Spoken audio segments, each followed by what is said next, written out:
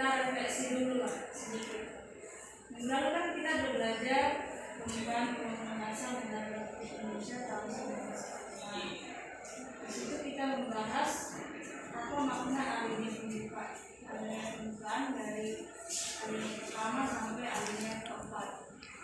Masih ada yang ingat apa itu tujuan nasional, cita-cita nasional? Bisa disebutkan apa itu cita-cita nasional? Ya, bagus. Ada yang tahu lagi tujuan nasional? Ya, bagus. Nah, kita masuk ke bab berikutnya ya. Karena kan udah tahu apa itu tujuan nasional, apa cita-cita nasional. Kita masuk ke selanjutnya. Pokok pikiran pembukaan Undang-Undang Dasar Negara Republik Indonesia tahun 1945. Kita hari ini masuk pokok pikiran yang tergabung dalam pembukaan Undang-Undang Dasar Negara Republik Indonesia tahun 1945. Jadi pokok pikiran dalam undang-undang itu dan pembukaan undang-undang itu ada 4. Yang pertama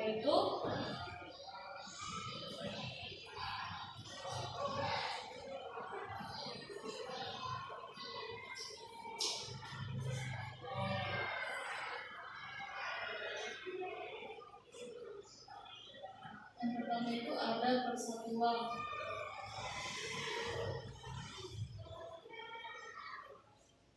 Yang kedua ada pokok pikiran keadilan sosial.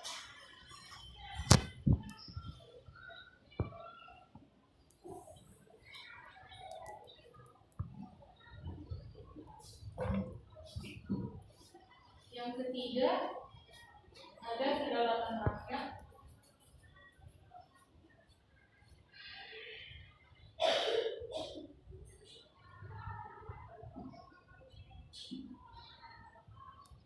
Dan yang terakhir ada yang namanya pokok pikiran ketuhanan.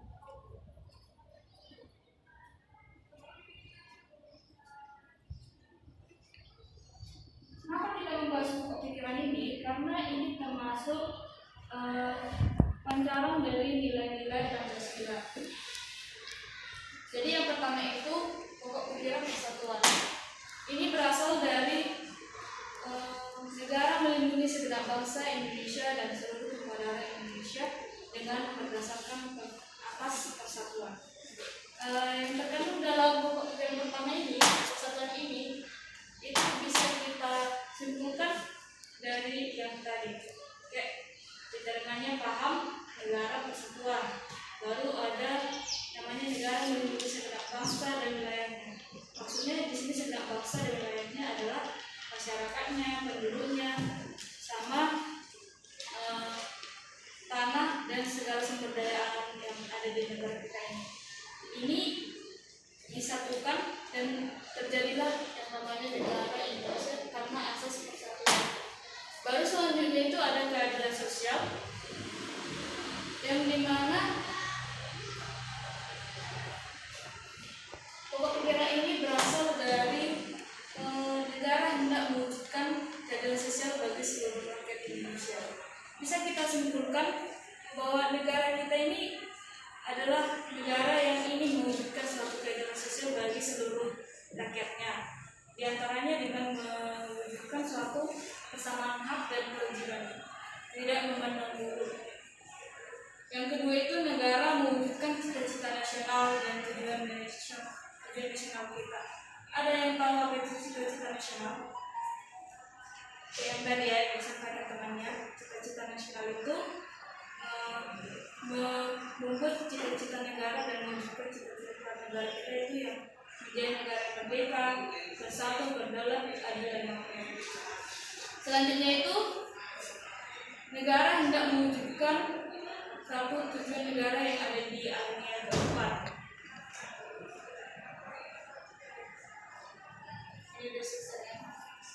Tujuan negara seperti yang teman kalian bilang tadi bahwa tujuan negara kita itu tercantum dalam alinea keempat. seperti yang sudah kita bahas yang sebelumnya.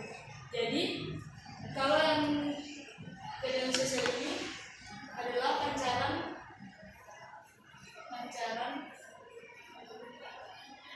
dari Pancasila sila ke-5. Kalau yang ini tadi dari sila ke-3.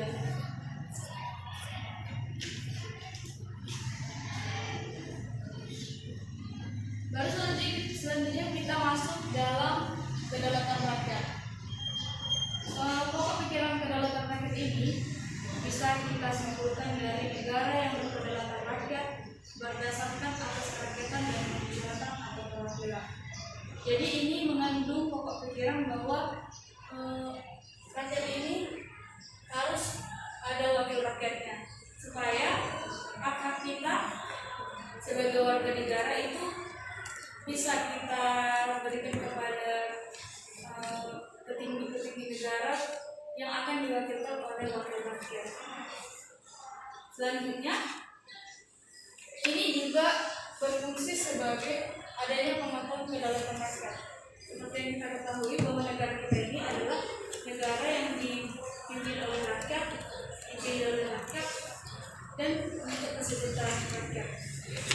Jadi kalau tidak ada rakyat, maka negara kita ini tidak ada lah istilahnya. Dan ini merupakan suatu pencarian dari nilai-nilai Pancasila yang sila yang keempat. Selanjutnya pokok pikiran ketuhanan.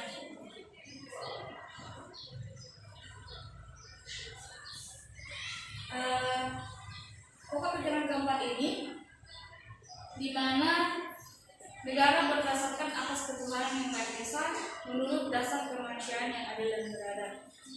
Adapun pengertian yang terkandung dalam pokok pikiran keempat itu wajib kita ikuti sebagai warga negara, yaitu dengan mewajibkan suatu rakyat untuk memiliki kebebasan untuk memilih agamanya masing-masing, dan juga untuk menghormati para leluhur, bahwa kemerdekaan kita ini bukan semata-mata hanya dari keinginan para kaula muda atau kaula tua, tetapi juga harus kita menghormati keinginan para leluhur kita yang sudah menginginkan kemerdekaan kita terlebih dahulu. Jadi ketuhanan ini merupakan pancaran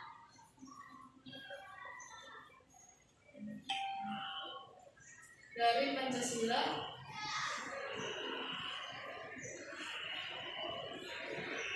sila ke-1 dan 2. Seperti yang kita bahas minggu lalu, bahwa dalam pembukaan itu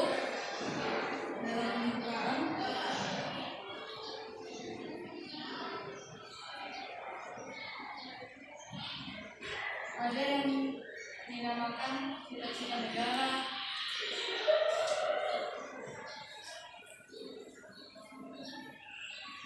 tujuan negara,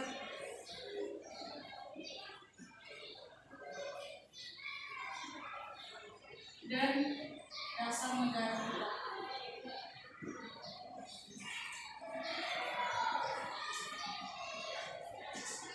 Semua ini sudah kita bahas minggu lalu. Jadi sebagai refleksi lagi, ada yang tahu dasar negara kita itu apa? Ya benar, Pancasila. Jadi Pancasila ini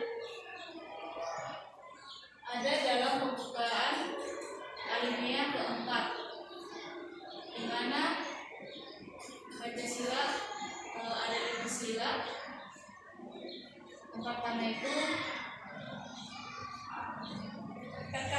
gak punya Pancasila. Ada yang tahu apa Pancasila? Apa isinya? Ya, yang pertama itu ketuhanan yang Maha Esa.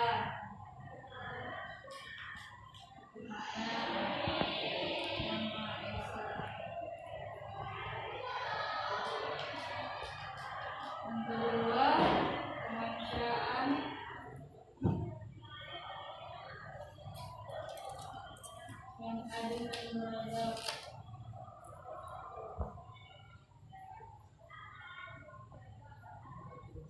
Ketiga, persatuan Indonesia.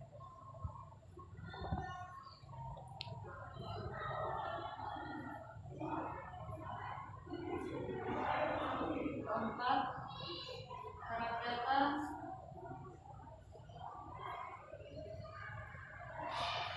yang dipimpin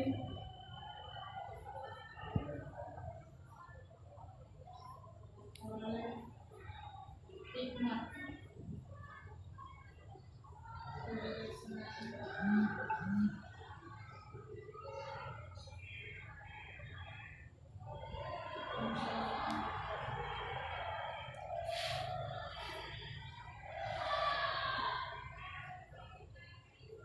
dan yang terakhir, keadilan sosial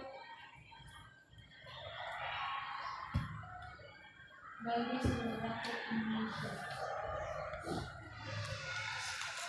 Jadi, seperti yang kita jelaskan minggu lalu bahwa Pancasila ini ada terletak dalam pembukaan Undang-Undang Dasar Negara Republik Indonesia tahun 1945. Di mana pembukaan ini juga bukan hanya mencantumkan dasar negara, tetapi juga ada tujuan negara, ada cita-cita negara. Bahkan pokok pikiran negara kita ini berasal dari pembukaan Undang-Undang Dasar Negara Republik Indonesia. Makanya pembukaan Undang-Undang Dasar ini merupakan sesuatu yang berguna dan segala sumber segala hukum yang ada di Indonesia kita ini. Ibu rasa sekian dari materi kita ini. Kesimpulannya bahwa arti penting pokok pikiran pembukaan Undang-Undang Republik Indonesia tahun 1945, di mana keempat pokok pikiran pembukaan Undang-Undang Dasar ini memiliki pancaran nilai-nilai dari Pancasila seperti yang kita bahas tadi, bahwa satu berasal dari pancaran nilai dari sila ke-3, keadilan sosial pancaran dari sila ke-5, kedaulatan rakyat berasal dari pancaran ke-4, sila ke-4, ketuhanan merupakan pancaran dari Pancasila sila pertama dan kedua. Di samping itu, di samping Undang-Undang Dasar masih ada juga yang lain sebagai hukum dasar selain Pancasila dan Undang-Undang Dasar, yaitu namanya ada yang tertulis dan ada yang tidak tertulis. Dan kebiasaan atau ketatanan masyarakat itu ada yang namanya konvensi. Konvensi ini bisa kita lihat sebagai adat kebiasaan. Selanjutnya ada lagi kesimpulan dari bab 2 kita ini, bahwa pembukaan dan pasal-pasal Undang-Undang Dasar Negara Republik Indonesia pada hakikatnya merupakan satu rangkaian. Jadi ini adalah satu rangkaian dan kesatuan yang tidak dapat dipisahkan. Selain itu, bahwa pembukaan undang-undang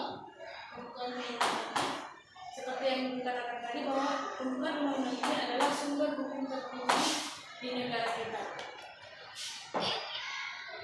Ibu rasa sekian materi kita akhir bab ini.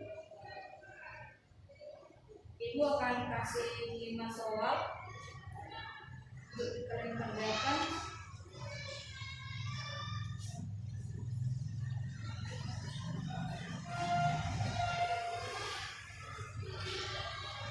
Sebentar ya nak, ibu cari dulu.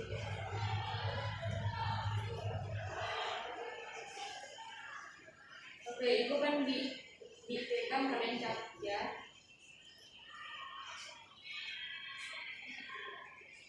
Yang pertama itu, menurut alinea keempat Undang-Undang Dasar Negara Republik Indonesia tahun 1945, apakah tujuan negara Indonesia? Menurut alinea keempat Undang-Undang Dasar 1945, apakah tujuan negara Indonesia? Sudah? Oke, berlanjut. Yang kedua, apakah cita-cita nasional Indonesia? Apakah cita-cita nasional Indonesia? Oke, selanjutnya nomor 3, sebutkan tujuan negara Indonesia. Sebutkan tujuan negara Indonesia. Sudah nak?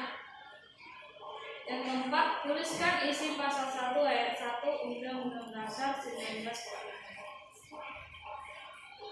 Sebutkan isi pasal 1 ayat 1 Undang-Undang Dasar 1945.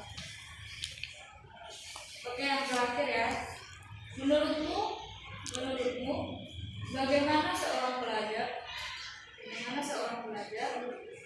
menjaga dan mempertahankan kemerdekaan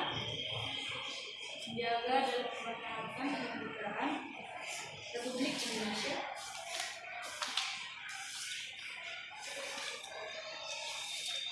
Menjaga dan mempertahankan kemerdekaan Republik Indonesia. Oke, sudah ya nak. Silakan dikerjakan di rumah. Rajin-rajin kalian membaca pasal-pasal itu, karena nanti ibu pasti akan menanyakannya untuk pertanyaan selanjutnya. Untuk yang aktif nilainya pasti akan lebih tinggi, jadi silakan kalian rajin membaca dan lebih aktif lagi dalam kegiatan pembelajaran. Ibu rasa sekian materi kita hari ini. Tugasnya jangan lupa dikunjung minggu depan dan baca bab 3 kita akan masuk ke minggu depan. Sebelum kita menyelesaikan pelajaran, dari ini kita berdoa, silakan kita kelas.